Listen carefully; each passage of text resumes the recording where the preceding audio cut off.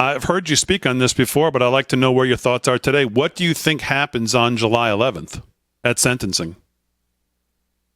So I am conflicted. I mean, on the one hand, these people are ruthless savages. They will stop at absolutely nothing whatsoever. I mean, people talk about crossing the Rubicon. They've crossed what? 1,000, 25,000 Rubicons already.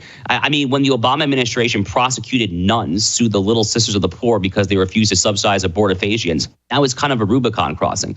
The whole Brett Kavanaugh confirmation hearing in September 2018, when they threw out 4,000 to 5,000 years of civilizational norms pertaining to innocence until proven guilty, that was a Rubicon crossing. The Black Lives Matter, Antifa rise in 2020, Rubicon. So I could go on and on and on here. The point is, at this point, I have no doubt whatsoever that they desperately, desperately, desperately want to throw Donald Trump in jail. The only reason they might literally not be able to do so is because, I mean, it's fairly obvious. He's a former president of the United States. And what that means is that he has 24/7 mandated by federal law armed Secret Service protection.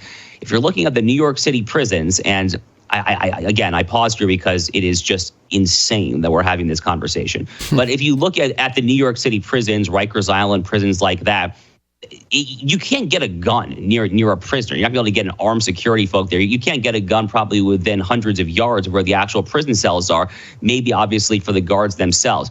So, maybe they could create a whole new ward of the prison that's just for prisoner Donald J. Trump, and then the Secret Service somehow gets in there.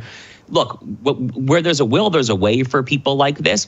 But I nonetheless think that there is a real possibility that the Secret Service protection angle of this might take that off the table and result in house arrest, home confinement. But again, I would never put it past these people to try to figure out some ridiculous excuse to try to get him armed protection in Rikers Island. And I have no doubt that is what Alvin Bragg and Juan Merchan want deep down in their very callous heart of hearts.